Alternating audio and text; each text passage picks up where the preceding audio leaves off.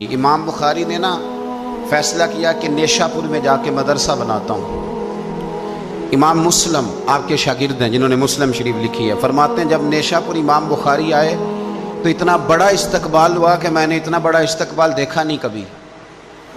امام بخاری نے وہاں مدرسہ بنایا، ہزاروں طالب علم آنے لگے، لیکن ایک منہ دیکھ دیکھ کے بندہ تھک بھی تو جاتا ہے نا۔ شروع میں بڑے ذوق سے لوگ آتے ہیں، پھر انہیں کمزوریاں نظر آنی شروع ہو جاتی ہیں۔ بچے سالن نہیں کھاتے، 4 دن ایک ہی روز کھانا پڑے تھے، پھر آہستہ آہستہ فرنٹ پہ بیٹھنے والے اینڈ پہ بیٹھنے لگ جاتے ہیں، ماحول بدل جاتا ہے۔ امام بخاری کے خلاف سازشیں ہونے لگیں۔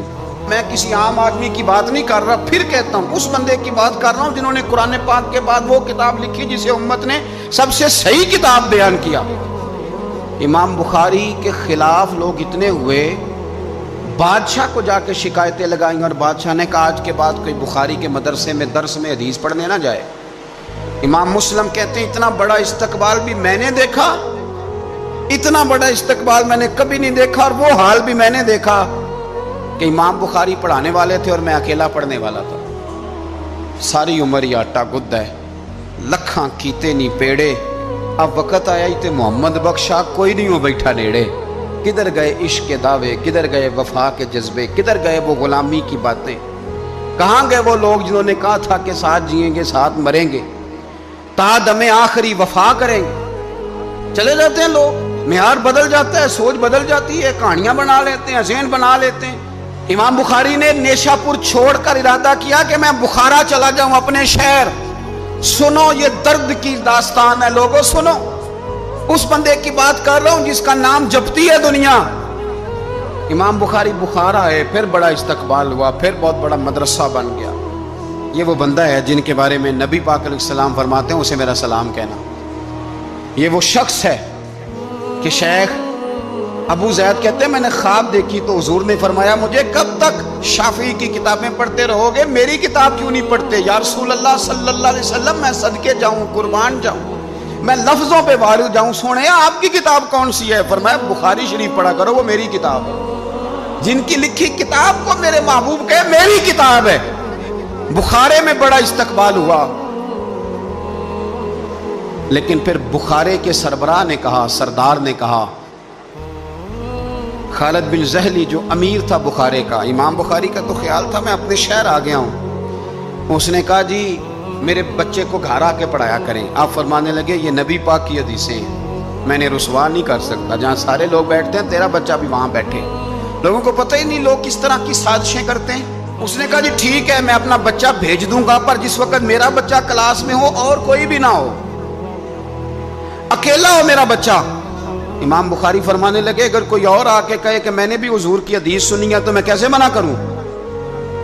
ساروں کے بیچ بیٹھ کے پڑھے، یہ حضور کے دین کا فیض ہے، یہ بڑا وسیع ہے، جو آئے گا ملے گا۔ اس نے آپ کے خلاف فتوے لینے شروع کر دیے۔ ہاں جانے کب مار دے کوئی مجھے کافر کر کے، شہر کا شہر مسلمان بنا بیٹھا ہے۔ فتوے لینے شروع کر دیے، امام بخاری کے خلاف سازش ہوئی، حکم ہوا کہ بخاری تو بخارا چھوڑ جا، یعنی اپنے وطن سے نکل جا۔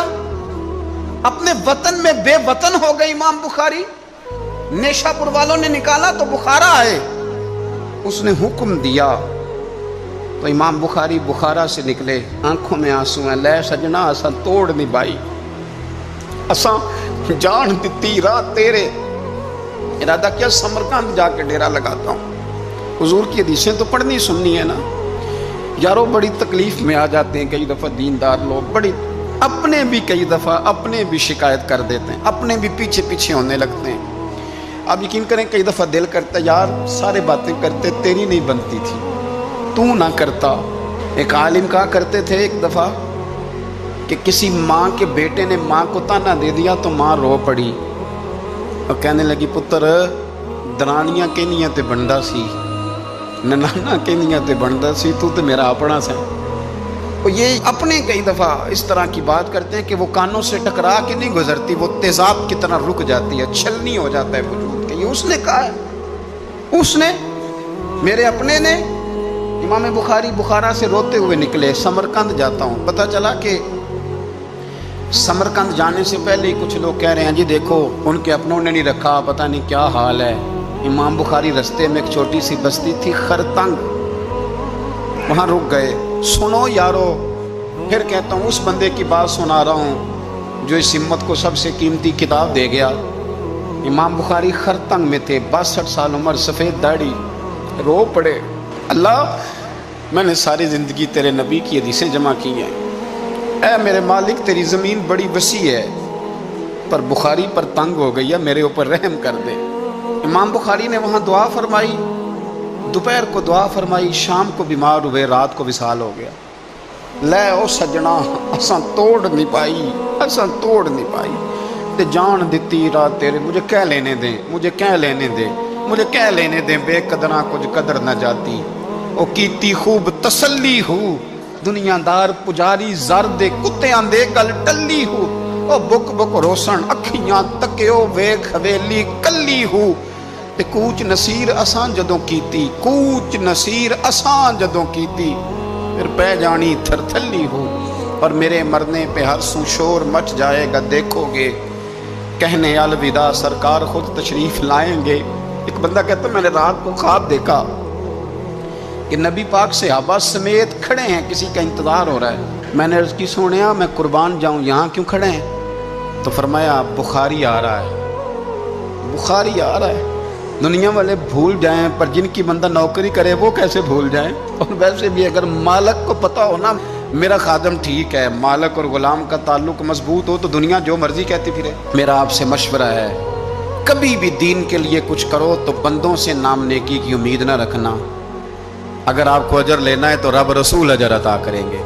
वो शख्स कहता है मैंने उठ के देखा, मैंने उठ के सुबह पता किया तो वो वही वक्त था जब मुझे हुजूर की ज़ियारत हुई जिस वक्त इमाम बुखारी का इंतकाल हो गया। लोगों ने आपको दफन किया तो कब्र की मिट्टी से खुशबू आने लगी, लोग तबरकुन मिट्टी ले जाने लगे। समरकंद के लोग, बारिश नहीं होती थी, कहत पड़ गया, सारे इकट्ठे होकर इमाम बुखारी की कब्र पे गए तो अल्लाह ने बारिश अता फरमा। इतना बड़ा आदमी लेकिन बेकदरा कुछ कदर न जाती। दो बातें आपने इस गुफ्तगू से याद रखनी है, एक तो बंदों से अजर की उम्मीद न रखें, ये छोड़ दें कि बंदे वाह वाह करेंगे तो मैंने काम करना। आप गरीब की मदद भी करें, आप नेकी भी करें, आप खैर भी करें, इदारों से, मस्जिदों से, मदारस से भी प्यार करें, लेकिन वाह वाह की तवक्को बंदों से। और अगर रब रसूल ने एक दफ़ा भी वाह वाह कर दी ना तो फिर वाह बल्ले बन जाएगी, फिर क्या बात।